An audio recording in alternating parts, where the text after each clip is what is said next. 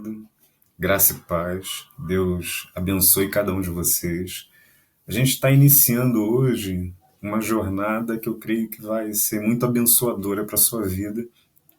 A gente quer convidar a igreja para que estejamos lendo juntos o Evangelho de Marcos, refletindo nas pisadas de Jesus, percorrendo os caminhos pelos quais ele percorreu, tentando conhecê-lo um pouco mais, compreendê-lo em torno da sua missão, em torno do seu chamado. E aí eu queria te convidar a fazer essa caminhada comigo.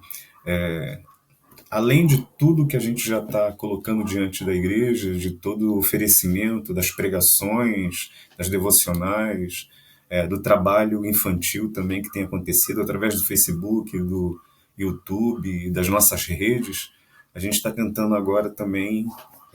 Algumas classes já estão se organizando, já estão organizadas, não pararam de trabalhar, não pararam de estudar, mas eu quero oferecer a você também um tempo para que a gente esteja estudando a Bíblia juntos, na nossa escola bíblica online aqui, nossa escola bíblica que vai estar de alguma forma caminhando.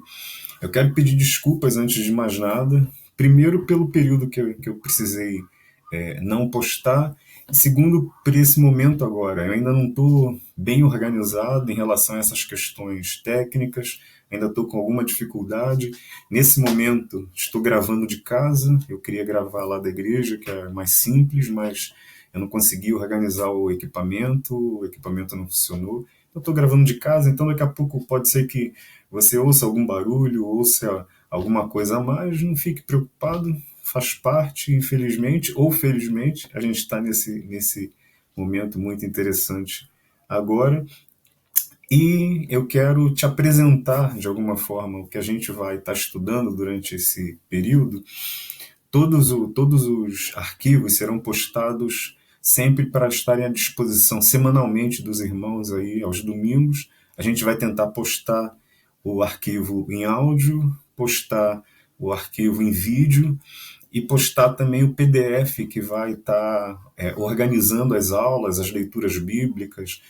A gente vai tentar colocar isso à disposição dos irmãos. Peço já desculpas, como eu já disse, de antemão, as dificuldades que a gente vai ter agora no início, mas com o tempo essas coisas vão se organizar e a gente vai colocar tudo no lugar.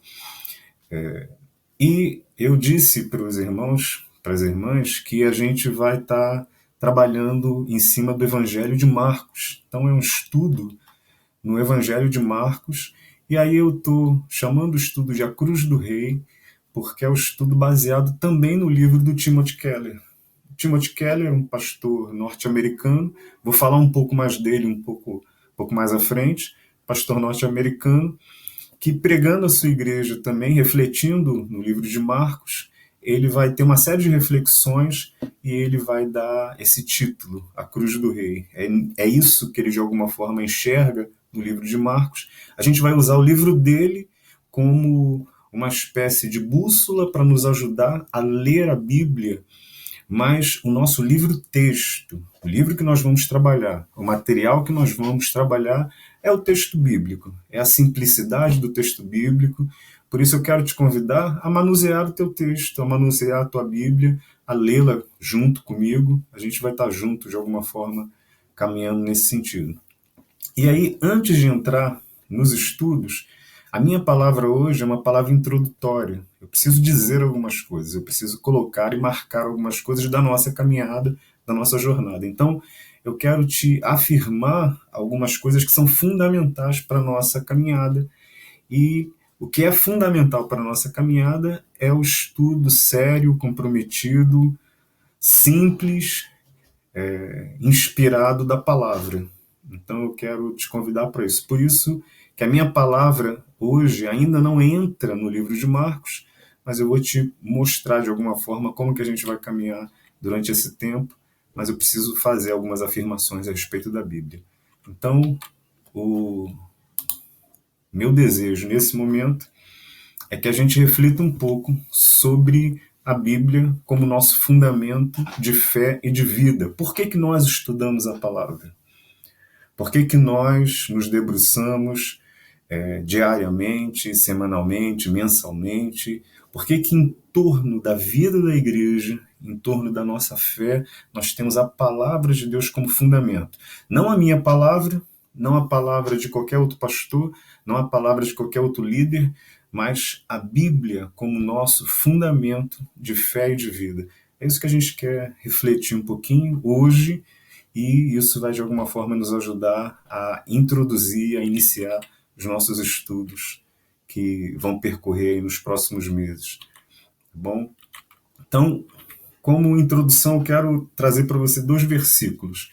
E eu vou estar lendo tudo que eu estou projetando, porque tem pessoas que vão ter acesso ao vídeo, mas tem pessoas que vão ter acesso somente ao áudio, vão estar ali ouvindo o áudio. Por isso a ideia é a gente fazer uma reunião um pouco menor, para que não seja longa e cansativa, mas eu vou precisar sempre estar lendo o que está sendo projetado para que as pessoas saibam o que está sendo discutido ali. 2 versículos. Primeiro versículo, 2 Timóteo 3, 16 e 17.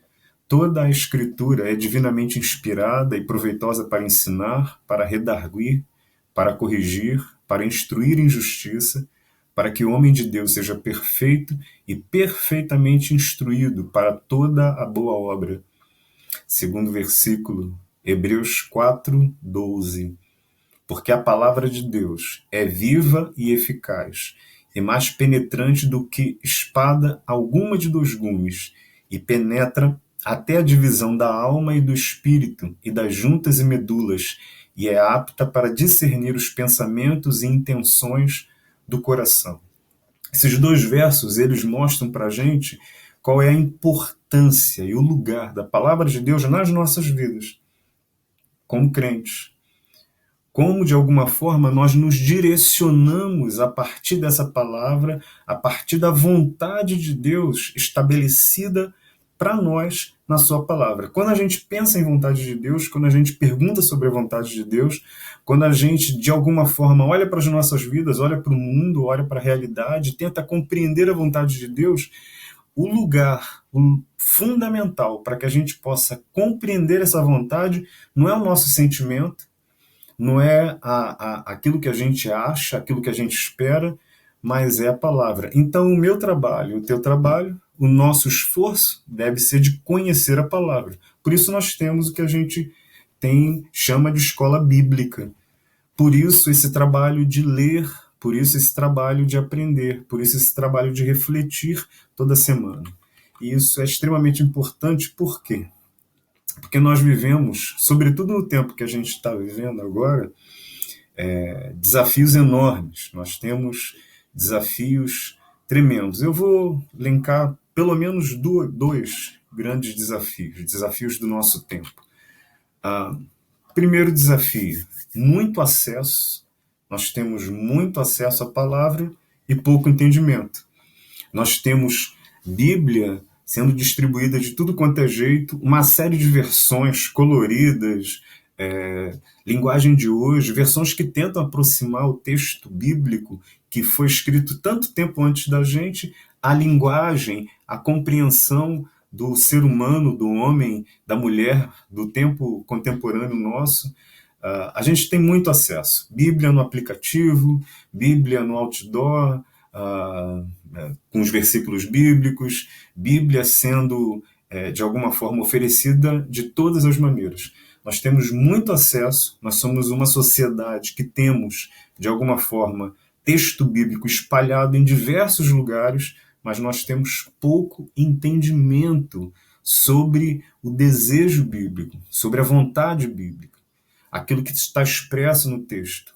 Por isso, uma sociedade como a nossa, que tem muito acesso e pouco entendimento, nós precisamos, de alguma forma, desenvolver esse trabalho de estudar, de ler, de compreender, de buscar compreender a palavra. E, sobretudo, também um outro grande desafio que nós temos é que, ao longo da história da humanidade, a Bíblia sempre foi usada ou para produzir vida ou para produzir morte. Eu não sei se o irmão, se a irmã sabe disso. A Bíblia já foi muito mal usada. Inclusive, ainda hoje é muito mal usada. usada de uma maneira que constrange o seu entendimento, constrange a sua vontade, contrária àquilo que o texto bíblico expressa e contrária àquilo que o texto bíblico afirma, apesar de você ter texto bíblico na mão. Não é o fato de uma pessoa abrir o texto, não é o fato de uma pessoa falar o texto, que ela está trazendo o conselho bíblico e a vontade bíblica. Por exemplo, nós temos no texto bíblico mesmo, nós temos o momento em que Jesus está sendo tentado no deserto pelo diabo. E o diabo, para tentar a Jesus, usa texto bíblico. Ele usa palavra de Deus. E Jesus discerne que aquele texto, que aquela palavra, retirado do seu contexto, retirado do seu entendimento, na verdade, vai em desacordo aquilo que de fato Deus queria dizer, de fato aquilo que Deus queria falar. Então a gente tem grandes desafios, um tempo de extrema distribuição, um tempo de muito acesso à palavra, mas pouco entendimento. E a Bíblia sendo usada de uma maneira como ela não deve ser usada. Ao longo da história, eu posso te dizer com muita tranquilidade que a Bíblia já foi usada contra as mulheres, por exemplo. Da onde que você acha que nós tiramos na nossa sociedade essa compreensão que não é bíblica de que a mulher ela parece que é abaixo do homem. E porque abaixo do homem ela é subalterna a ele, ela é subserviente a ele, de uma leitura equivocada do texto bíblico, que nos acompanhou durante tanto tempo. Hoje, é claro que existem novas leituras, novas compreensões, novas percepções, entendendo que a mulher foi criada com o homem e foi criada não para estar abaixo dele, mas estar na mesma altura. Foi criado como companheiros, como ajudadores mútuos. Mas o texto bíblico já foi muito mal usado e ainda é. E, de alguma forma, tem gente que estabelece, que faz a questão da violência contra a mulher e tem comunidades que são violentas contra a mulher e tem texto bíblico, tem Bíblia aberta. Tem Bíblia aberta. A Bíblia já foi usada contra a beleza da sexualidade, por exemplo. Hoje a gente entende que o sexo é algo bom, dado por Deus. Mas antes da década de 60 e antes de toda a revolução sexual que passou, sobretudo nos Estados Unidos, a questão da pílula e toda a revolução que aconteceu na sociedade ali, que provocou uma nova reflexão bíblica, que provocou um novo entendimento do texto bíblico, havia uma compreensão muito pesada, muito desvalorizada da questão da sexualidade. E se olhava o texto bíblico para isso. Quando se olhava a questão do pecado de Adão e Eva, a questão da queda e tudo que aconteceu dentro daquela trajetória, a sensação era que o sexo ele sempre foi, de alguma forma, um espaço, um lugar de pecado. Só há pouco tempo nós começamos a ter uma outra percepção sobre a sexualidade. E por quê? Porque a Bíblia começou a ser lida de uma outra maneira. A Bíblia já foi usada contra negros, por exemplo. Eu não sei se os irmãos já ouviram aquele movimento que existe nos Estados Unidos, que existia, ainda existe focos dele, a Ku Klux Klan, um movimento racial, preconceituoso, violento contra negros.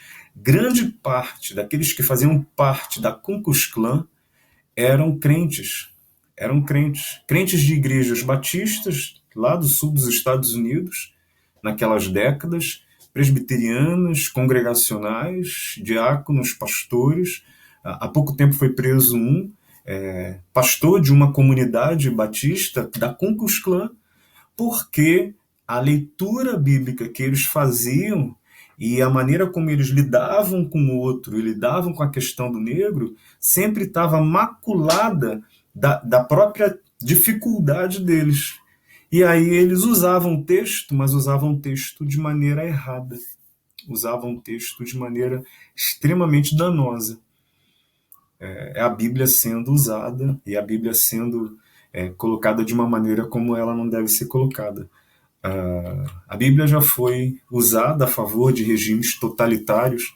Se você estudar a história da Alemanha, você vai perceber que existe igreja protestante junto de Hitler. Existe igreja protestante junto de Hitler. A Bíblia já foi usada também a favor de regimes totalitários, usada a favor da ganância de homens manipuladores que abrem o texto e não percebem a vontade, o caminho, o direcionamento do texto e usam o texto para lograr proveito para si próprios. Gente que tem enriquecido através do texto bíblico, porque religião dá dinheiro, religião sempre deu dinheiro, religião sempre, desde que o homem é homem, manipula dinheiro. E aí, a religião mal usada produz isso. A Bíblia, a favor de causas sendo usada a favor de causas pessoais. Isso tudo significa que a gente está diante de um texto extremamente importante, de um texto que faz parte das nossas vidas e da nossa trajetória, de um texto que foi importante por formar a mentalidade do Ocidente. A mentalidade dos países ocidentais tem no texto bíblico muito da formação da sua mentalidade, mas ainda assim um texto em diversos momentos da nossa história anterior e da nossa história recente, muito mal usado. Muito mal usado. Por isso nosso trabalho é cada vez mais necessário. Quero trazer ainda pelo menos algumas declarações para os irmãos para afirmar isso que eu estou afirmando e para a gente entender o significado da Bíblia dentro desse contexto nosso, para que a gente chegue lá no livro de Marcos daqui a pouco, para que a gente chegue lá nos nossos desafios nesse próximo tempo que a gente vai viver. Um documento importante para os batistas é a Declaração dos Princípios Batistas. E um dos princípios é a autoridade da Bíblia. Quero ler o texto aqui, preste atenção. O texto diz o seguinte: a Bíblia fala com autoridade porque é a palavra de Deus. É a suprema regra de fé e prática, porque é testemunha fidedigna e inspirada dos atos maravilhosos de Deus, através da revelação de si mesmo e da redenção, sendo tudo patenteado na vida, nos ensinamentos e na obra salvadora de Jesus Cristo. As Escrituras revelam a mente de Cristo e ensinam o significado do seu domínio. Na sua singular e una vontade divina para a humanidade, a Bíblia é a autoridade final que atrai as pessoas a Cristo e as guia em todas as questões da fé cristã e dever moral. Eu grifei aqui, de uma maneira proposital, todas as declarações que falam sobre Cristo, a obra salvadora de Cristo, a pessoa de Cristo, como a Bíblia apontando para ele, como a Bíblia indo na direção dele. Deixa eu continuar ainda. O indivíduo tem que aceitar a responsabilidade de estudar a Bíblia com a mente aberta e com atitude reverente, procurando o significado de sua mensagem através da pesquisa e oração, orientando a vida debaixo de sua disciplina e instrução. A Bíblia, como revelação inspirada da vontade divina, cumprida e completada na vida e nos ensinamentos de Jesus Cristo, é a nossa regra autorizada de fé e prática. E ainda, um último texto da declaração da Convenção Batista Brasileira, são documentos importantes da nossa fé e da nossa caminhada. A Bíblia é a palavra de Deus em linguagem humana. É o registro da revelação que Deus fez de si mesmo aos homens, sendo Deus seu verdadeiro autor. Foi escrita por homens inspirados e dirigidos pelo Espírito Santo. Tem por finalidade revelar os propósitos de Deus, levar os pecadores à salvação, edificar os crentes e promover a glória de Deus. Seu conteúdo é a verdade, sem mescla de erro, e por isso é um perfeito tesouro de instrução divina. Revela o divino, o destino final do mundo e os critérios pelo qual Deus julgará todos os homens. A Bíblia é a autoridade única em matéria de religião, fiel padrão pelo qual devem ser aferidas as doutrinas e a conduta dos homens. Ela deve ser interpretada sempre à luz da pessoa e dos ensinos de Jesus Cristo. Se os irmãos repararam em todas essas declarações que eu li, foi bem firmado e bem grafado o lugar de Jesus e o papel da Bíblia como aquela que conduz as nossas vidas e a nossa caminhada na direção daquilo que Cristo é. Na direção e na revelação daquilo que Cristo é. A Bíblia, ela é um livro que nos revela a vontade de Deus. E a vontade de Deus é que nós conheçamos a Jesus, porque a vontade de Deus está expressa em Cristo. Então a Bíblia não é um livro, por exemplo, para a gente adivinhar o futuro. Não é. Não é o papel da Bíblia querer que a gente adivinhe o futuro. A Bíblia não é um livro para abrir portas para a gente. A Bíblia não é um livro para a gente deixar em cima da estante, por exemplo, ou em cima da geladeira, para ela trazer prosperidade para dentro de casa. Ainda que todas essas coisas possam acontecer nas nossas vidas, a Bíblia é um livro que nos revela Deus. E nos revela Deus que foi revelado em Cristo. Então a Bíblia precisa nos levar para Jesus. O que eu posso afirmar com muita tranquilidade é que Jesus, na verdade, é o intérprete da palavra. Jesus é o intérprete da Bíblia. A Bíblia vai na direção daquilo que ele é. E é a partir dele que nós enxergamos a palavra. Como diz lá em Colossenses 1,15, ele, Jesus, é a imagem do Deus invisível, primogênito de toda a criação. Jesus revela Deus. Jesus revela quem Deus é. E a Bíblia, ela é o testemunho dessa revelação. É para isso que a Bíblia foi escrita. É para isso que a Bíblia foi escrita.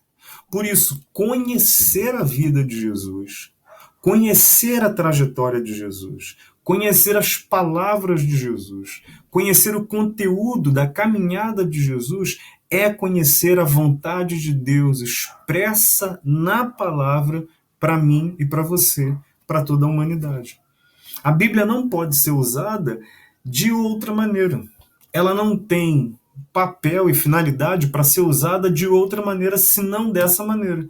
E Cristo é a lente pela qual eu e você devemos ler a Bíblia. Sobretudo porque somos cristãos, minha irmã e meu irmão. Tem muita gente que usa a Bíblia, mas cita Jesus, mas não lê a Bíblia segundo os critérios, segundo a compreensão, segundo o olhar, segundo a vida, segundo a interpretação de Jesus. E se você não faz isso, você não é cristão. Presta atenção, Jesus ele teve que lidar com homens que foram extremamente versados na palavra. O Antigo Testamento que nós conhecemos era o livro que fazia parte da vida daqueles homens, escribas, mestres da lei, homens que conheciam o texto bíblico, que conheciam o texto que estava escrito à época de Jesus. O Novo Testamento ainda não estava escrito, mas todo o Antigo Testamento já estava escrito.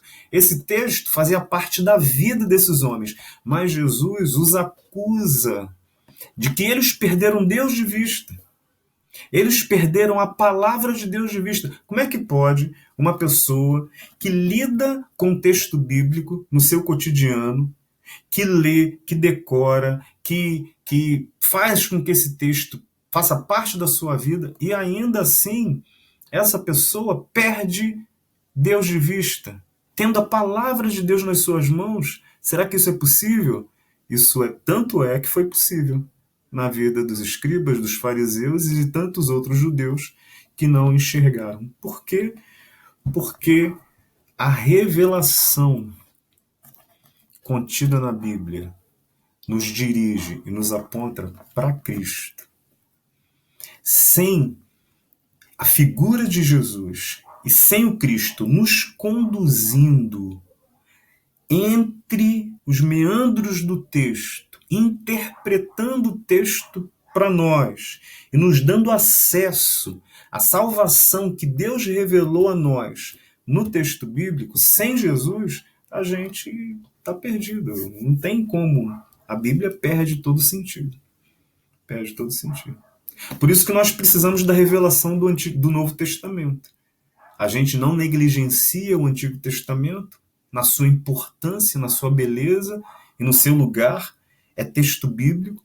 E nós precisamos do Novo Testamento, porque se a Bíblia parasse no Antigo Testamento, não tivesse o Novo Testamento e a revelação plena de Jesus, a gente seria qualquer outra coisa.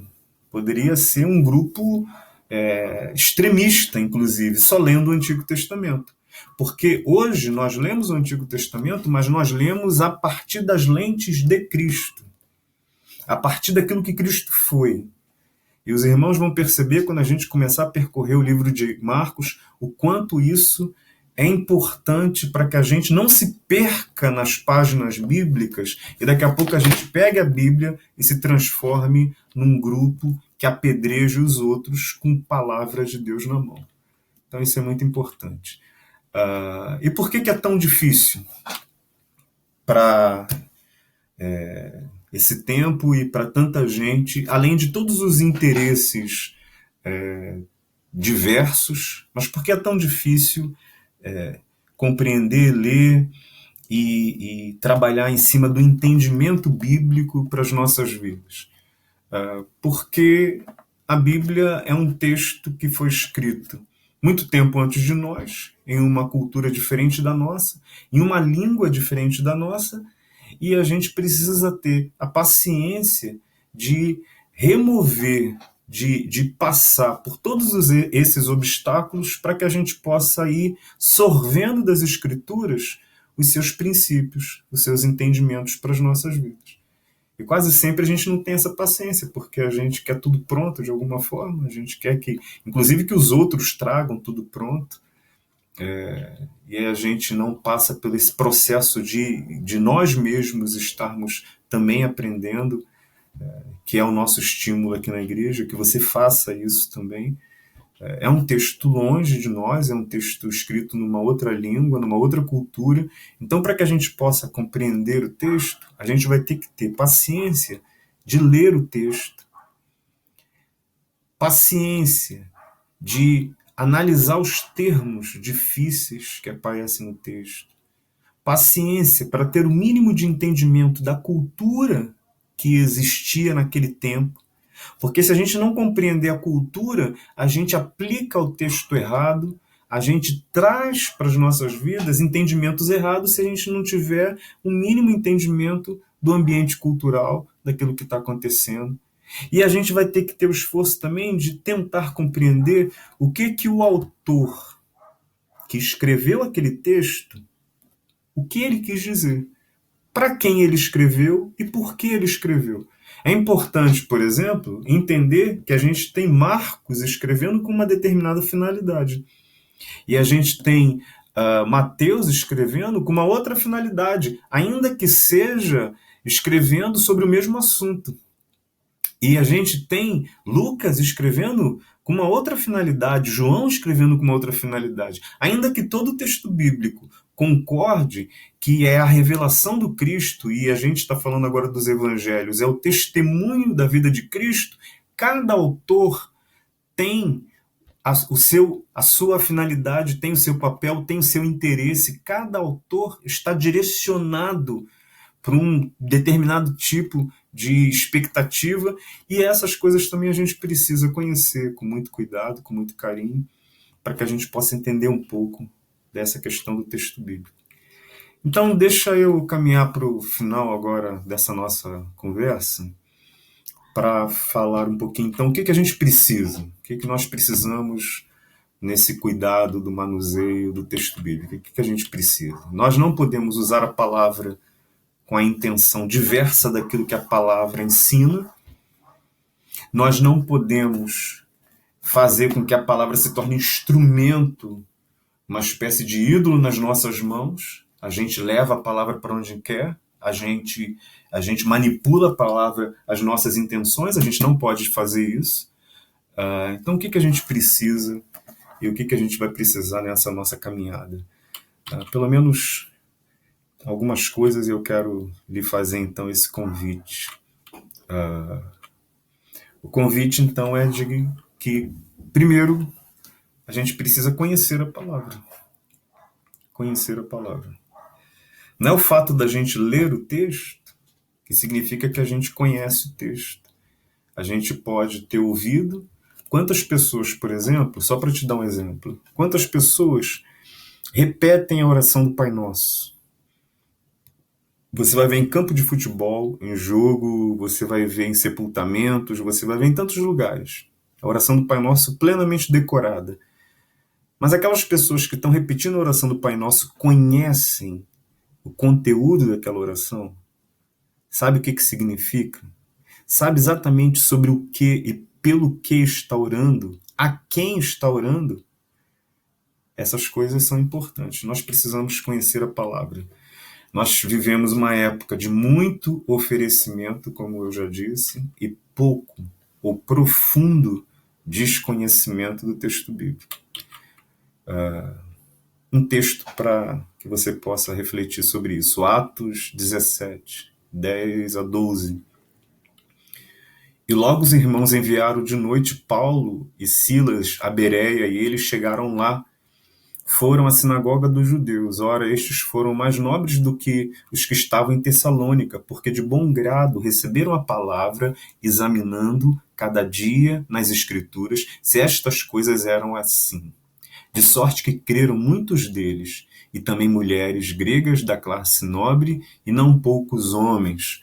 São os nossos irmãos bereanos, os irmãos que estão ali ávidos e extremamente atentos à palavra. Um outro texto, Salmo 119, 35. Dirige-me pelo caminho dos teus mandamentos, pois nele encontro satisfação. Nós precisamos, eu e você, precisamos diariamente, sempre nas nossas vidas, conhecer mais e mais da palavra. Nunca vai se esgotar. Nenhum estudo vai dar conta, nenhuma reflexão vai conseguir dar conta disso tudo. Esse é o nosso caminho e, por isso, essa é uma das marcas da nossa comunidade, da nossa igreja. Não fazer com que todas as pessoas se sintam bem, não fazer com que todas as pessoas tenham algum tipo de arrepio, mas fazer com que as pessoas se voltem e percebam a palavra. Segunda coisa que eu quero dizer é que não somente conhecer a palavra, você precisa então se alimentar dela. Você precisa buscar nela seu alimento. Você precisa, e para se alimentar dela, você precisa conhecê-la. Você precisa saber o que é. Você precisa manuseá-la. Deuteronômio 8:34, a palavra que Jesus vai citar para Satanás, contrapondo aquilo que ele coloca diante dele, aquela tentação de transformar pedras em pães. Deuteronômio 8:34 vai dizer: assim ele os humilhou e os deixou passar fome, mas depois os sustentou com maná, que nem vocês nem os seus antepassados conheciam, para lhes mostrar que nem só de pão viverá o homem, mas de toda a palavra que procede da boca do Senhor. Salmo 119, 103, 104, mais do que o mel para minha boca, ganho entendimento por meio dos teus preceitos. Por isso odeio todo caminho de falsidade. Tua palavra, alimentar-se da palavra, sorver a palavra, meditar na palavra e deixar que a palavra nos confronte. A palavra nos confronte. Já percebeu que a gente vai orando e vai lendo o texto bíblico e a gente, às vezes, não se sente confrontado por ele, porque a gente vai escolhendo a palavra que se encaixa, a palavra que não se encaixa.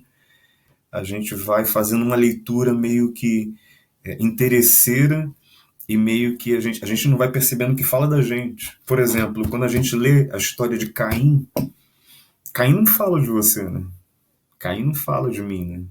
Caim, quem fala da gente? Quem fala, é Davi. Davi fala da gente. Davi fala quem fala da gente é Pedro. Quando muito, quando a gente tem um acesso de raiva, eu sou meio parecido com Pedro e tal.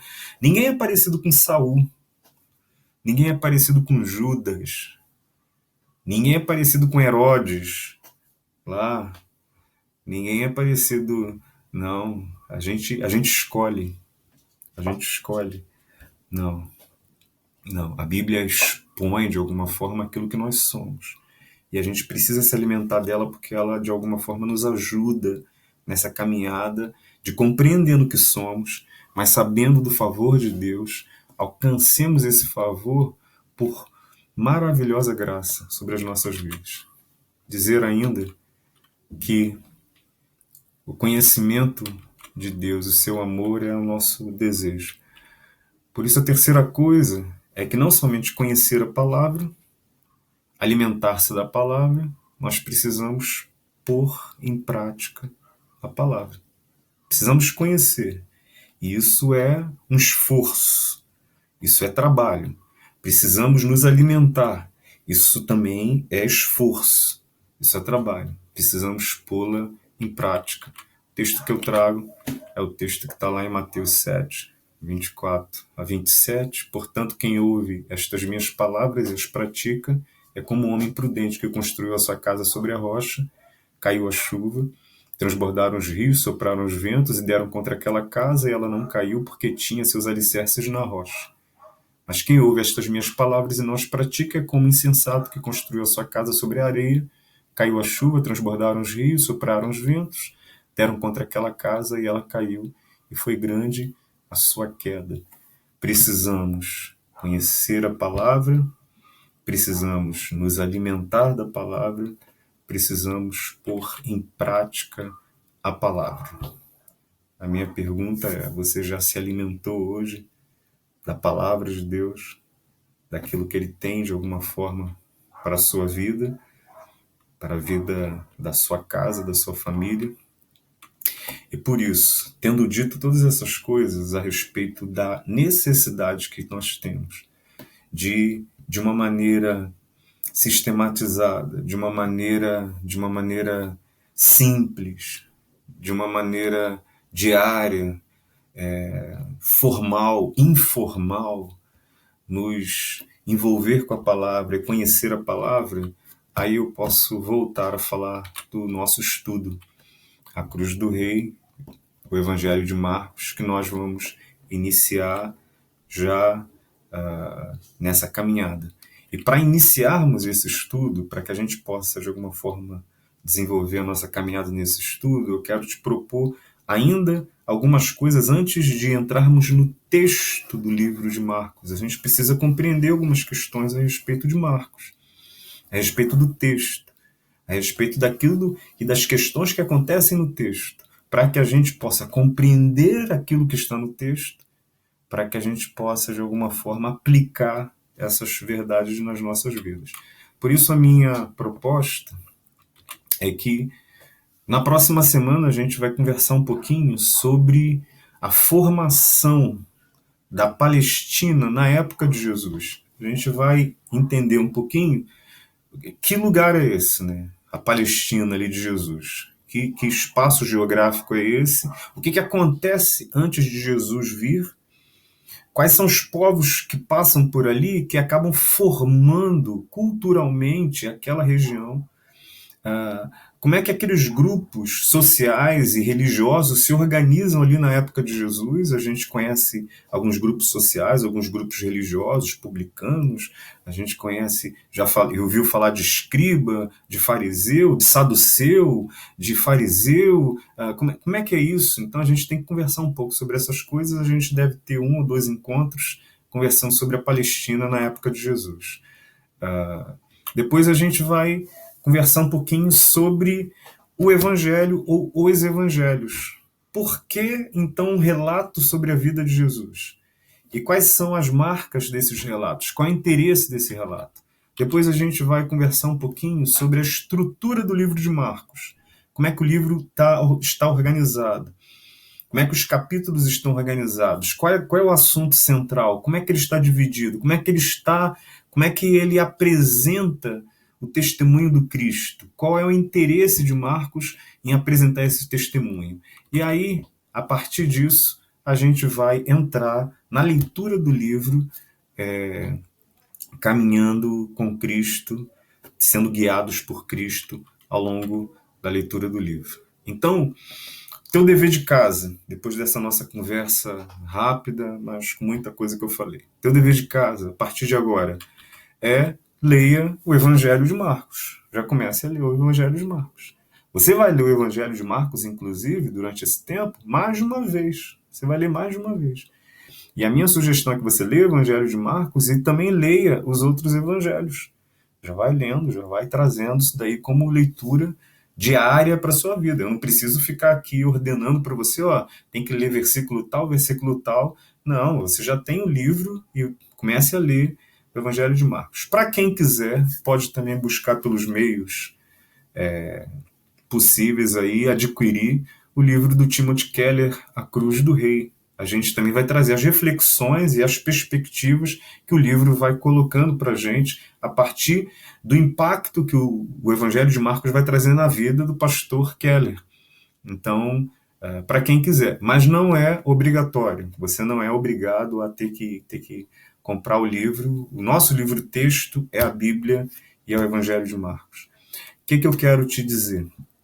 É muito ruim dar aula sem olhar para vocês, né? É muito ruim falar olhando para uma tela, sem receber o feedback, receber, de alguma forma, perceber o que está acontecendo, o que está sendo entendido, o que não está sendo entendido. Então, eu vou, um pouquinho mais para frente, criar uma estrutura que a gente também tem algumas possibilidades de conversa online em cima de algumas questões que a gente vai colocando. À medida que a gente for percorrendo o livro, eu vou dar umas paradas e vou deixar que perguntas e outras questões possam aparecer para que a gente possa discutir, para que a gente possa tentar compreender, para que eu possa também crescer, porque quem disse que eu sou um especialista em Marcos? De forma alguma.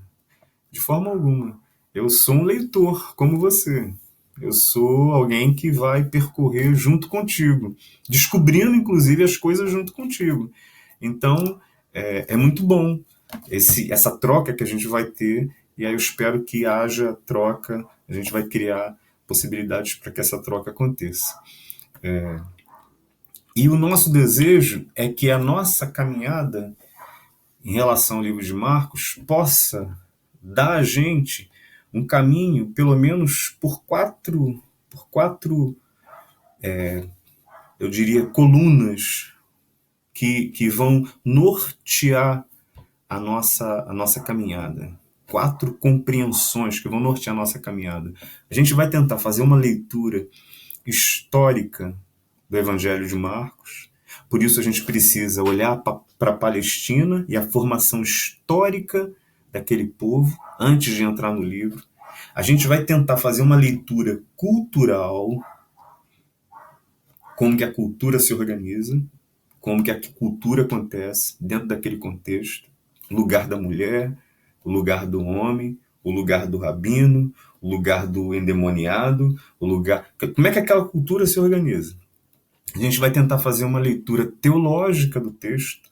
Então, as grandes afirmações de fé, as grandes afirmações que servem como bússola, como parâmetro para a nossa caminhada ao longo da nossa vida, em todos os tempos, para todas as gentes. Então, as grandes afirmações que vão servindo, que vão nos colocando, os grandes encontros teológicos que se dão nessa caminhada de Jesus. E, acima de tudo, e não menos importante, a gente também vai fazer uma leitura não somente histórica, não somente cultural, não somente teológica, mas uma leitura devocional. O que significa isso? Significa tão somente uma leitura despretensiosa, que a gente pega o texto bíblico e a gente leia o texto para a nossa edificação pessoal. O que a gente não pode cair no erro? A gente não pode se perder em achar que a gente vai ficar estudando a Bíblia e se tornar um especialista da Bíblia porque não é esse o objetivo bíblico. Lembra da questão do objetivo, a revelação de Deus? O objetivo bíblico é que esse texto me traga vida. Então eu preciso ler esse texto também devocionalmente. Eu preciso estudar, preciso entender, mas eu preciso ler esse texto também com um tipo de atenção de colocar o meu coração e deixar que ele caminhe com o meu coração. Deixa eu te dizer o seguinte: compartilhe esse texto e traga para esse estudo os jovens, traga para esse estudo as pessoas da igreja, as pessoas fora da igreja. Não crente, pode participar? Deve participar. Acesse os arquivos, pegue os PDFs, participe disso daí. Porque a gente quer fazer uma leitura que enxergue, que contemple todos eles sem se tornar uma leitura difícil e complicada.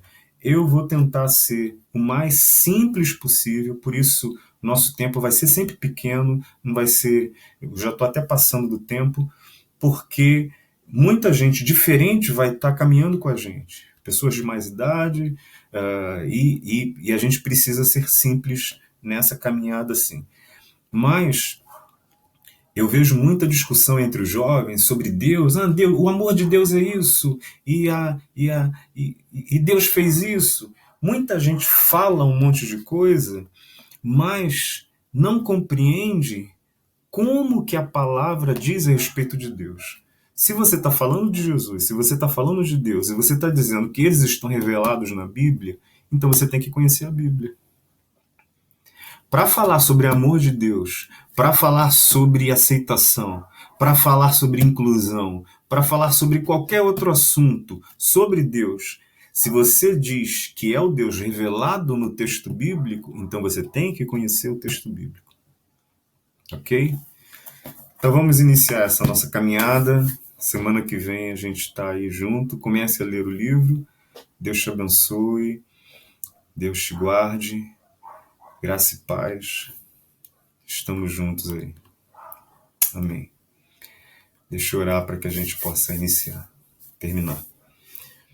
Pai bendito e amado, eu quero, nesse tempo, pedir que o Senhor abençoe todas as pessoas que a voz está chegando, que o vídeo está chegando, mesmo as pessoas que não são dessa comunidade, que o Teu Santo Espírito possa dirigir os nossos passos, orientar os nossos caminhos e nos ajudar a encontrar em Ti refúgio e socorro.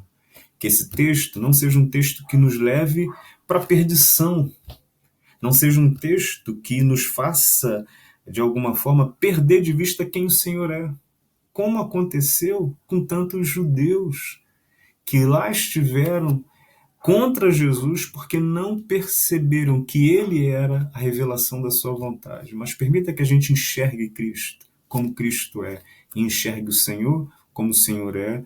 Permita que haja vida nas nossas vidas, abençoa todas as casas, abençoa todas as famílias, abençoa essa igreja amada e querida, a liderança dessa igreja, e te pedimos também por todas as outras comunidades reunidas na face da terra, em nome de Jesus. Amém e amém, Senhor.